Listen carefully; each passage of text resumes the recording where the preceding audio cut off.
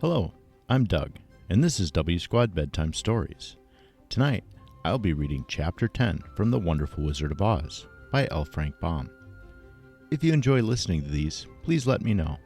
My email is wsquad.doug@gmail.com. Chapter 10, The Guardian of the Gate. It was some time before the Cowardly Lion awakened, for he had lain among the poppies a long while, breathing in their deadly fragrance. But when he did open his eyes and roll off the truck, he was very glad to find himself still alive. "I ran as fast as I could," he said, sitting down and yawning. "But the flowers were too strong for me. So, how did you get me out?" Then they told him of the field mice, and how they had generously saved him from death. And the Cowardly Lion laughed and said, "I have always thought myself a very big and terrible, yet such little things as flowers came near to killing me, and such small animals as mice have saved my life. How strange it all is! But, comrades, what shall we do now?" "We must journey on until we find the road of yellow brick again," said Dorothy, "and then we can keep on to the Emerald City." So, the lion being fully refreshed and feeling quite himself again, they all started upon the journey, greatly enjoying the walk through the soft, fresh grass. And it was not long before they reached the road of yellow brick and turned again toward the Emerald City, where the great Oz dwelt. The road was smooth and well paved now, and the country about was beautiful, so that the travelers rejoiced in leaving the forest far behind, and with it the many dangers they had met in its gloomy shades. Once more they could see fences built beside the road, but these were painted green, and when they came to a small house in which a farmer evidently lived, that also was painted green. They passed by several of these houses during the afternoon, and sometimes people came to the doors and looked at them as if they would like to ask questions. But no one came near them nor spoke to them because of the great lion, of which they were very much afraid. The people were all dressed in clothing of a lovely emerald green color, and wore peaked hats like those of the Munchkins. "This must be the land of Oz," said Dorothy, "and we are surely getting near the Emerald City." "Yes," answered the Scarecrow, "everything is green here, while in the country of the Munchkins, blue was the favorite color. But the people do not seem to be as friendly as the Munchkins, and I'm afraid we shall be unable to find a place to pass the night." "I should like something to eat besides fruit," said the girl, "and I'm sure Toto is nearly starved. Let us stop at the next house and talk to the people." So, when they came to a good-sized farmhouse, Dorothy walked boldly up to the door and knocked. A woman opened it just far enough to look out and said, "What do you want, child, and why is that great lion with you?" "We wish to pass the night with you, if you will allow us," answered Dorothy, "and the lion is my friend and comrade, and would not hurt you for the world." "Is he tame?" asked the woman, opening the door a little wider. "Oh, yes," said the girl, "and he is a great coward, too. He will be more afraid of you than you are of him."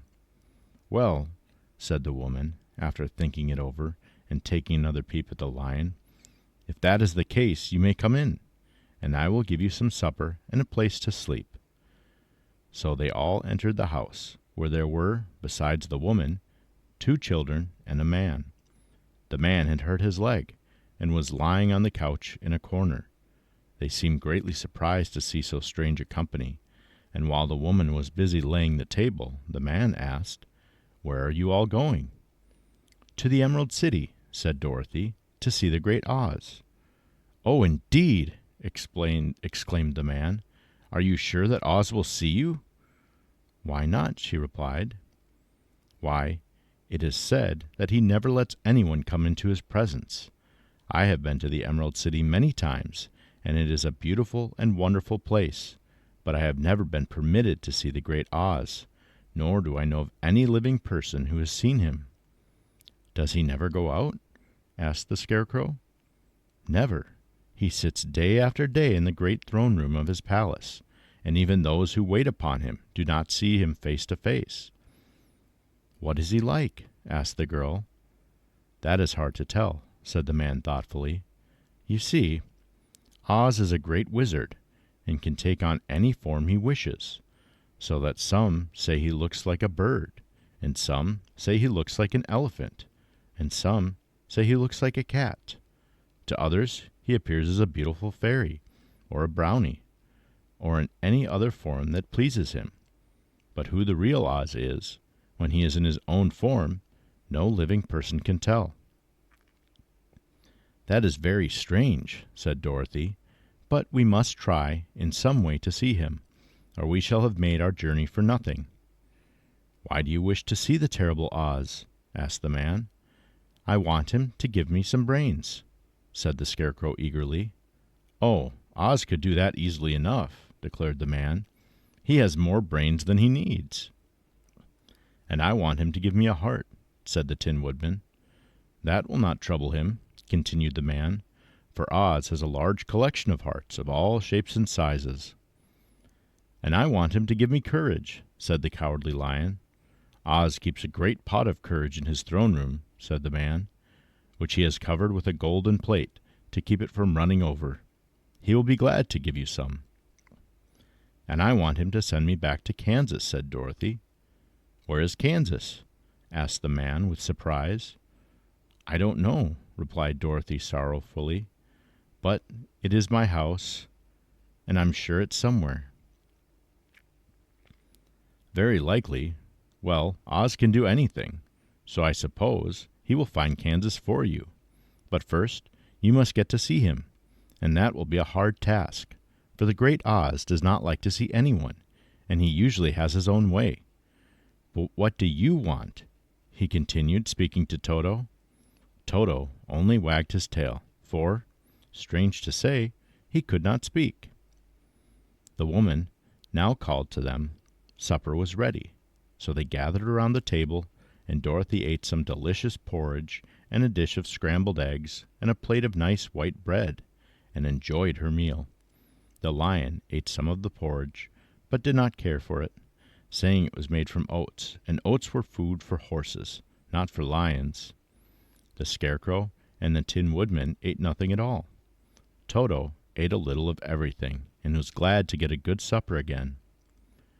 The woman now gave Dorothy a bed to sleep in, and Toto lay down beside her, while the lion guarded the door of the room so she might not be disturbed. The Scarecrow and the Tin Woodman stood up in a corner and kept quiet all night, although of course they could not sleep. The next morning, as soon as the sun was up, they started on their way, and soon saw a beautiful green glow in the sky just before them. "That must be the Emerald City," said Dorothy.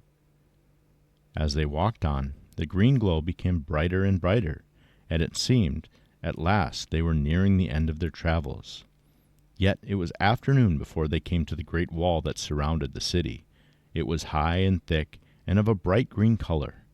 In front of them, and at the end of the yellow brick road, was a big gate, all studded with emeralds that glittered so in the sun that even the painted eyes of the Scarecrow were dazzled by their brilliancy. There was a bell beside the gate, and Dorothy pushed the button and heard a silvery tinkle sound within. Then the big gate swung slowly open, and they all passed through and found themselves in a high arched room, the walls of which glistened with countless emeralds. Before them stood a little man about the same size as the Munchkins. He was clothed all in green, from his head to his feet, and even his skin was of a greenish tint. At his side was a large green box. When he saw Dorothy and her companions, the man asked, "What do you wish in the Emerald City?" "We came here to see the great Oz," said Dorothy. The man was so surprised at this answer that he sat down to think it over. "It has been many years since anyone asked me to see Oz," he said, shaking his head in perplexity. "He is powerful and terrible, and if you come on an idle or foolish errand to bother the wise reflections of the great wizard, he might be angry and destroy you all in an instant. But it is not a foolish errand, "Nor an idle one," replied the Scarecrow.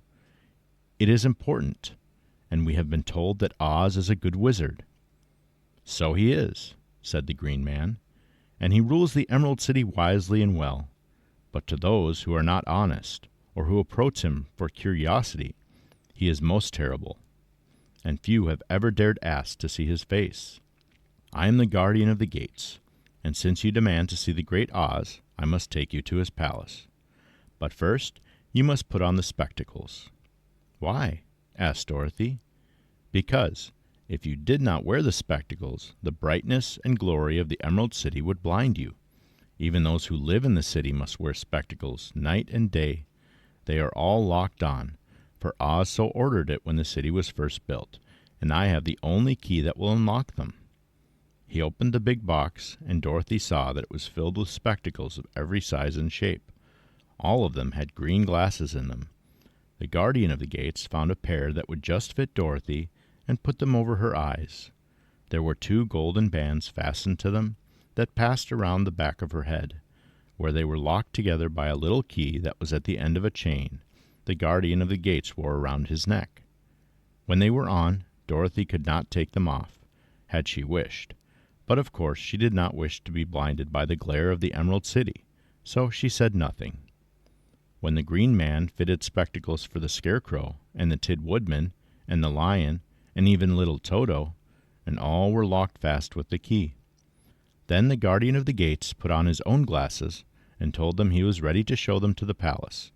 Taking a big golden key from a peg on the wall, he opened another gate, and they all followed him through the portal into the streets of the Emerald City.